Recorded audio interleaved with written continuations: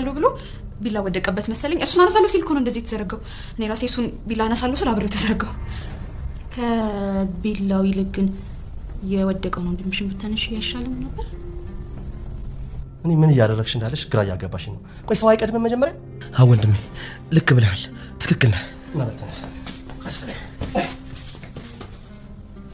የሚያሳዝነኝ አንድ ነገር ማጣት አይደለም እኔ አሁን በዚህ ሰዓት የሚያሳዝነኝ አንተን በሰው ፊት ማዋረዴ ነው ደሞ እኔ ምን አንተ ከማንም በላይ ይሄን ነገር እንኳን እንደማያዝልሽ ወቂ ሄድ ባክሽ ከቂ እያሰመምሽኝ ነው እሺ ሄድልሻለሁ አንቺ ነሽ በቀላ ምን ያቃጠልሽ ብንበይ ስመባይ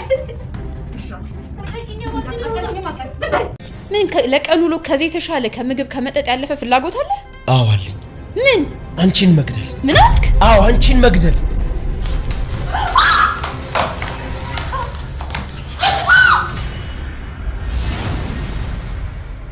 ባንቴሮ የውጭ ህክምናው ተሳክቶለት አድርጎ መጣ ምንም እንኳን በሮዛ አማካኝነት ነገሮች ወደ ኋላ እንዲጓተቱ ተደርገው ቢሆንም ነገር ግን የሆነ አማካኝነት ተሳክቶለት ታክሞ መጣ ነገር ግን አሁንም በሁለት እግሮቹ ቆሞ መሄድ አልቻለም ትንሽ ጊዜ እንደሚያስፈልገው ተናገረ ትንሿ ሙሽራ ሉሊት ከቤት እንደወጣች ቀረች እናቷም በበኩላቸው ተጨንቀዋል የምን ፍለጋውንም ቢያጠናክር ነገር ግን ሊያገኛት አልቻለም ባንቴሮ ሮዛ ቅስሙን የሚሰብር ልቡን የሚነካ ቃላቶች እየተናገረች አላስቀምጥ ስላለችው በስተመጨረሻም አንቺን መግደል አለብኝ በማለት ጉሮሮዋን አንቆ እርስ በርስ ግብ ገጥሟል። ሰላም ጤና ይስጥልኝ ውድና የተከበራችሁ በመላው ዓለም ያላችሁ ኢትዮጵያና ኤርትራውያን እግዚአብሔር ይመስገን ደህና ነኝ። ትንሿ ሙሽራ ወይም ደግሞ ባሏን ሙሽራ ይዞባት የመጣው ሚስት ክፍል 29ን አብረን እናያለን።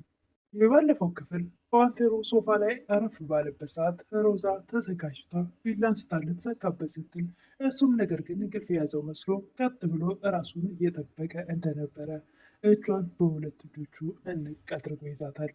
ምንም እንኳ ሁለት እግሮቹ መንቀሳቀስ የማይችሉ ቢሆንም ነገር ግን በእጆቹ ታግሏታል። እሷም በኃይል ተጠቅማ እርስ በርስ እየታገሉ እያለ ቢላውም አንዳቸውንም ሳይጎዳ ደብና ሔዋን ይደርሳሉ።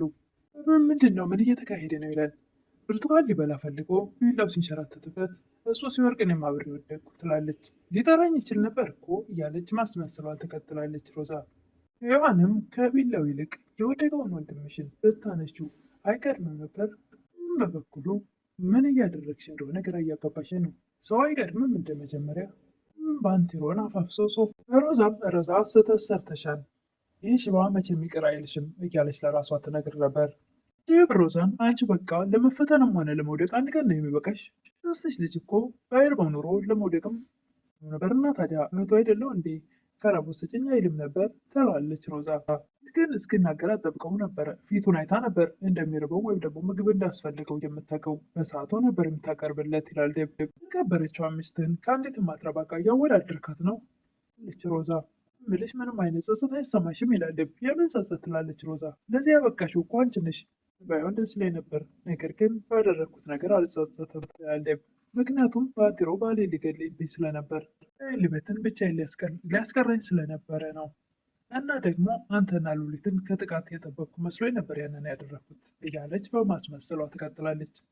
ዝምድናውም ለእኔ ነው። አሁን ልወደድ ባይ አላስመሰለህም? አንተ ራሱ አፈርኩብህ። እኔ በላይ ለባንቴሮ የምታስብለት አታስመስል። ለምታወራው ነገር ተጠንቀቅ። እኔ በሁዴ ያስኮት ያንተ ልጅ ነው፣ ከማንም ያዳቀልኩት አይደለም ትላለች። ምስኪኑ ደብም ልጁ የሱ ስለመሰለው እሺ በጣም ይቅርታ ሄዶ ብሎ ለመንከባከብ ለአንቺም ለልጃችንም ስትይ አንቺ ደህና መሆን አለብሽ ይላል ደብ። ነገር ግን እሷ ልጁ የደብ እንዳልሆነ ልቧ ያውቀዋል። ከዚህ በፊት እናቷን ስታወራ ደብ እጅግ በጣም ደስ ብሎታል በማርገዜ ትላለች። እንዴት ደስ አይለው? እናትም እህትም ወንድምም አለኝ ሲል አልሰማነውም ትላለች እናትየዋ። የእሱ ከሆነ ነዋ ትላለች ሮዛ። እናትም ምን ይላሉ? አይምንም ብላ ትሸፋፍናለች። ነገር ግን እሷ ልጁ የእሱ እንዳልሆነ ታውቃለች። ሔዋንም እንዴት ብታስርብህ ነው እንደዚህ እስክትሆን ድረስ ትለዋለች። ያን ያህል እንኳን እርቦኝ አይደለም፣ ግን ደግሞ ብርቱካን የመብላት ፍላጎት ስለነበረኝ ነው። የዋህ ነው። እስከዛሬ ድረስ ከሰዎች ተንኮል የጠበቀው የዋህነቱ ነው። እኔ ግን ደግሞ እንደ ደብ የዋህ አይደለሁም ትላለችዋል። እዚህ ነገሮችን አጋጣሚ ነው ብዬ ላልፍ አልችልም ትላለችዋል። አንዳንዱን ነገር የመመርመርና አተኩሮ የማየት አባዜ ያለብኝ ትላለችዋል። እሱም እንም ይላል። ቢላውን ለማንሳት ብላ አይደለም አይደል የወደቅከው ትላለች ይላል ባንቴሮ። ሮዛ ጣለችህ ራስን ለማዳን ስትል የዋህ አለመሆንሽን ሳይሆን ተጠራጣሪና ቀና አለመሆንሽን ነው የሚያሳየው ይላል ባንቴሮ። ሊሆን ይችላል ግን ያቺ እብድ ሴት እጇ ላይ ቢላ ነበረ። እናት ወደ ወድቀ ቢሆን ኑሮ መጀመሪያ አንተን ነበር የምታነሳው። አብራችሁ ወድቃችሁ ና ያገኘኋችሁ ነው ይላል ባንቴሮ ምክንያቱ ምን እንደው ባላውቅም ያቺ ሴት ግን ልትገል ነበር። ሮም ሔዋን ስታውጣጣው ዛሬ ላይ ደብል ነግረው ነበር ይላል። ምኑን ትላለች። እኔና ሮዛ ባልና ሚስት እንደነበርንና ጋብቻችን ግን በፍርድ ቤት እንዳልተቋጨ ልነግረው ነበር። ልትነግረው እንደነበረ ለእሷ ነግረሃት ነበር ትላለች ሔዋን። አዎ ነግሬያት ነበር ይላል። ነግሬያት ነበር የህሊና ህመም ከሚሆንብኝ ምንም ነገር ቢፈጠር ከዚህ አይብስም ብዬ ልነግረው ነበረ። ደብ ከሚያውቅ ይልቅ እሷ ነፍሰ ገዳይ መሆን ነበረባት ትላለች ሔዋን። ማሞኛ አትሁኚ። እሷን ማንም ሰው ሊጠረጥራት አይችልም፣ ምክንያቱም እኔ የደብ ጥላት ነኝ። ስለዚህ ማንኛውም ሰው ምርመራውን የሚጀምረው እኔ ላይ ነው ትላለች ሔዋን። እሷማ የአክስቴ ልጅ ናት ይላል። ህግ በእናንተ ተረት ተረት የሚያቆም ይመስላል ትላለች ሔዋን። ላያቆም ይችላል፣ ነገር ግን የመጀመሪያ ተጠርጣሪያቸው እሷ ላትሆን ትችላለች። ላይ ተጠርጣሪ ልትሆን ትችላለች ትላለች ሔዋን። እሱም ወደ ውጭ ልትወጣ ትችላለች። እስከዛ ባንቴሮም ያቺ ሴት በጭራሽ እኔ ልትገለኝ አትሞክርም፣ ሲጀመርም ደግሞ እኔ ከሷ በፊት ወደ መቃብር አልወርድም በጭራሽ። ለማንኛውም በመትረፈ በጣም ደስተኛ ነኝ። ሔዋንም የባንቴሮ ነገር እያስጨነቀኝ ነው ትላለች ለደብ። ይመስለኛል ከህመሙ በላይ ተስፋ ማድረጉ እየጎዳው ሳይሆን አይቀርም። ደብም እዚህ ያለው ነገር አጠናቅቄያለሁ፣ ነገር ግን ከዛ መልስ አላገኘውም፣ ኢሜል እየጠበቅኩ ነበር ይላል። ጉዳዮቹ እኛ ስለሆነን በተደጋጋሚ እየደወልን መጨናነቅ አለብን ትላለች ሔዋን። ደብም ሰዎቹ ጋር ሲደውል ባንቴሮ እንደተሻለው ተስፋ አለን፣ ለአንተ ስንል ብዙ ልንረዳው ሞክረን ነበር፣ አሁን እዛው አግኝቶ እንደታከመ ኢሜል ስታደርግልን በጣም ደስ ብሎናል እያሉ ነው ይላል። አንተ እንደዛ ብልሃል እንዴ? ኧረ እኔ በጭራሽ። ሮዛ አሁንም ሶስተኛ ወገን ወንድ ጋር ታወራለች በስልክ። እኔም ናፍቀኛል ትላለች። አሁን ከበላይ አጠገብ ሊሆን ይገባል ልጠብቀው ትላለች። ከመንፈስ ልበልህ ቀሚስ ከለበሰች ሴት ሁሉ መጠበቅ አለብኝ። ስነሳ ሲወጣ ሲገባ የኔ ፊት ብቻ ነው ማየት ያለበት ትላለች ሮዛ። ውደደው አልውደደው አይመለከትም፣ ነገር ግን ባለ መሆኑን አትርሳ። እስቲ እዛኛው ስልኬ ላይ ኢሜሉን ቼክ እናድርግ በማለት ቼክ ሲያደርጉ የሆነ ሰው ጽፎ ወዲያውኑ ዲሌት እንዳደረገላቸው የሚናገር ታያለች ሔዋን። ይህም ኢሜሉን በደንብ ቼክ ሲያደርግ ስለ ትብብራችሁ እናመሰግናለን፣ ባንቴሮ ግን እናንተ ጋር መምጣት ሳያስፈልገው እዚሁ ሕክምና አግኝቶ ታክሟል፣ እናም ስለ ቀና ትብብራችሁ አመሰግናለሁ የሚለውን ሮዛ ጽፋ ድሌት ያደረገችውን ነገር ያገኛል። በነገሩ ግራ ይጋባና ይሄ እንዴት ሊሆን ይችላል ይላል። ሮዛ ምንም እንደማያውቅ ሰው ምንድን ነው የተፈጠረው ትላለች። ይሄ እንዴት ሊሆን ይችላል እያለ ደብም ቢቆጣም ማንም ሊነግረው አልፈለገም። ሮዛም እኔ እንዴት አውቃለሁ፣ ምናልባት ባንቴሮ ቆሞ እንዲሄድ ያልፈለገ ሰው ይህን ነገር ያደረገው ይመስለኛል ትላለች ሔዋን።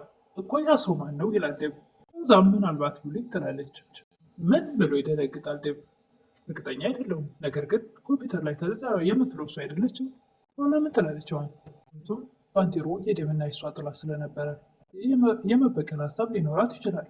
እሱን ተወውና አሁን የተፈጠረውን ነገር አስረድተን እንደገና እንደ አዲስ ሲመሉ ልንጽፍላቸው እንችላለን ትላለች። ደብም አትርከም ያጉል፣ ይህ ነገር እኮ ረጅም ጊዜ ፈጅቷል። አሁንም ሌላ እንደ አዲስ ሀብሎ መጀመር እንደገና ሌላ ረጅም ጊዜ ሲንፈጅ ልጁ ህመሙ እየባሰና ነገሮችን ህክሙ እንዳይድን ያደርገዋል ይላል ደብ። ሮዛን እስኪ ንገረኝ ቤት ምን እየተካሄደ ነው ይላል። ድራማ ትላለች። እዚህ ምድር ላይ እንዳንቺ በህይወቴ ያፈቀርኩትም ሆነ የጠላሁት አንድም ሰው የለም። አውሻለሽ 1ኛ ዓመት የዩኒቨርሲቲ ተማሪ ያለሽ ሀሳብና እንዲሁም ምዕራብ ተባብረውብሽ ላይ ደፍተውሽ ያየሁትን ነገር እንዲሁ ማለፍ ስላልቻልኩኝ አንቺ ተሸክሜ ሆስፒታል ሄድኩኝ። ለመጀመሪያ ጊዜ በህይወቴ የዛን ቀን ማጅራት መታው። ምክንያቱም አንቺን ለማሳከም ሄጄ ሆስፒታል የተጠራው ገንዘብ በህልሜም ሰምቼው የማላቀው ቁጥር ነበር። ያን ጀምሮ ለአንቺና ለእናቴ ብዙ ወንጀል ሰራሁ። ታውቃለህ፣ ህክምና አልተሳካም። ነገር ግን ደብና ሔዋን ያውቃሉ፣ ሊነግሩ ግን አልፈለጉም። ስለ አንተ ህክምና ግድ አይሰጣቸውም። እያወቁ ተስፋ አድርገህ እንድትኖር ነበር ዝም ያሉ። ሰማሽው ይላል። ትንሽ ቆይቷል ትላለች ሮዛ። ምንም ተስፋ የለህም፣ እድሜ ልክህን እግርህን እየጎተትክ ትኖራለህ ነው የምትይኝ በሚልበት ሰዓት እርዝ ሉሊትም ደግሞ ያደረካትን ሁሉ አልረሳችልህም እና አሁን እዚሁ ሀገር እንዳገኘህና አንተም በጥሩ ሁኔታ እንደምትገኝ ለሰዎቹ ጽፋላቸዋለች። መጨረሻ ምንድን ነው ይላል ባንቴሮ። ሞት ነዋ። አነጋገሩ ሔዋን እየሰማች ነበር እና በጭራሽ እንዲሆን አልፈቅድም። ትታከማለህ፣ ቃል እገባልሃለሁ ትላለች ሔዋን። ምንም እዛ ጋር የምታውቃቸው ሰዎች ነበሩና ሕክምናው በቶሎ እንዲሳካለትና ነገሮች እንዳልቁለት አድርጋ ወስዳ አሳክማ ይዛው ትመጣለች። አሳክማው በምትመጣበት ሰዓትም እንደ ድሮ ቶሎ በሁለት እግሮቹ መቆም ግን አልቻለም። ገና ጊዜ እንደሚያስፈልገው እየተናገረ ነበር። ከዛም ለሶስተኛ ወገን ለምታወራው ወንድ ትደውላለች። አሁን በቤት ውስጥ ማን እንዳለ ታውቃለህ? እኔና ተጠራጣሪው መንፈሴ ብቻ ነን ትላለች። ለጊዜው እኔ ከደብ ጎን መሆን አለብኝ። ወሳኙ ሰዓት በመጣ ሰዓት ደግሞ እኔ እናንተ አንድ ላይ ከፍ እንላለን ትላለች ሮዛ። ከዘጋች በኋላ ሮዛ እኔ ለሁላችሁም አልታመንም፣ እናንተንም ደግሞ ላምናችሁ አልችልም። መጨረሻም ሮዛ አንትሮን አንተ አሁን ከመብላት ከመጠጥ ውጭ የዘለለ ሀሳብ አለ ትለዋለች። አዋለኝ አንቺን የመግደል በማለት እንግዲህ ግብ ግብ እንደተናነቁ የዛሬው ሙሽራ ባሏ ሙሽራ ይዞባት የመጣው ሚስት የሚለው ክፍል 29 ይህን ይመስል ነበረ። እስክንገናኝ መልካም ቆይታ እያልኩኝ ለምታበረታቱኝ እህቶቼ ምስጋና